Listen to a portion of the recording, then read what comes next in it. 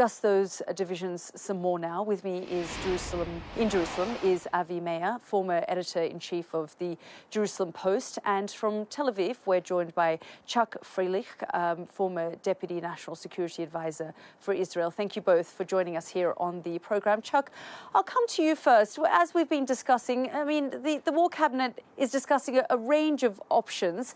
In your view, what should now happen? Of course, they're discussing a range of options, as is entirely appropriate in the circumstances. And one of the more than legitimate options would be to launch a strong counterstrike. The Iranian attack against Israel was a major attack. It's unprecedented. And in ordinary circumstances, or in other circumstances at least, and I would say that Israel should be responding directly and very heavily to an attack such as this. In this particular set of circumstances, I think the greater prudence is actually not to. And it's to, well, maybe there can be some quiet, limited operation, but not a major one. There was a unprecedented international coalition formed here. It's actually the first time we ever fought together with the United States. The U.S. has been a great supporter for Israel. We never fought together side by side, and certainly not in a major operation like this, together with the UK, with France, with Jordan, with help from a number of other Arab countries.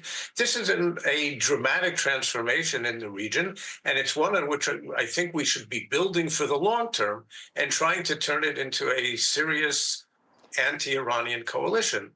That's one thing. I'm just going to keep I'm just going to ask Avi to come into the discussion. Avi, you were just hearing there from Chuck, who said ordinarily, there should be a response. But in this instance, things went well on Saturday. What President Biden said, take the win and now de-escalate. What are your views?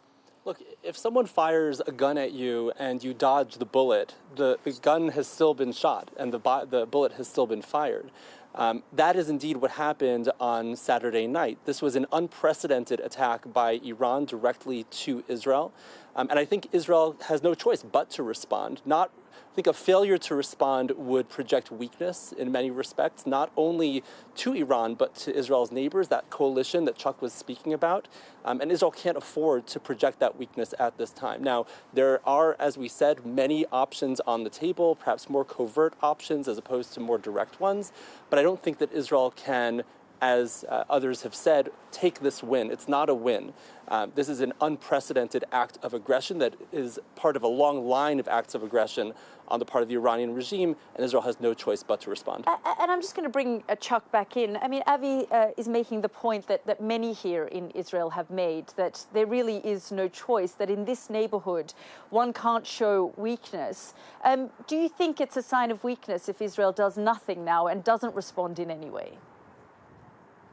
Well, I think Israel's overall deterrent posture was actually strengthened by what happened. And if our response is just a covert one, well, then by definition, the other side doesn't know what we did. So that doesn't help us strengthen our overall deterrence. But I think Iran also managed in a truly remarkable way to bring the international spotlight back onto them, onto their misdeeds, onto the fact that they are a severe threat to the security and well-being of the Middle East and of the international community. And I think it would be a mistake on our part to divert attention back away from them. And this is an opportunity to increase pressure on them in regard to their regional role and, first and foremost, on the nuclear issue. And we also have the unresolved, the unfinished war in Gaza.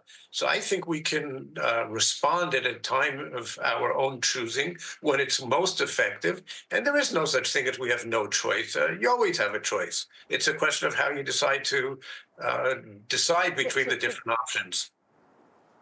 Yeah, Avi, I mean, one thing that we have continually heard, certainly from the Americans and Western allies of Israel, that they've said, look, this shows Iran's true colors, the nature of the regime. Therefore, that's enough. Israel doesn't need to do any more, and that it could potentially undermine the coalition that's been created here, that the Jordanians assisted Israel at the weekend, that other Arab nations were also watching. Do you think then that that kind of coalition will be undermined again, and it's a missed opportunity for Israel if it strikes hard now?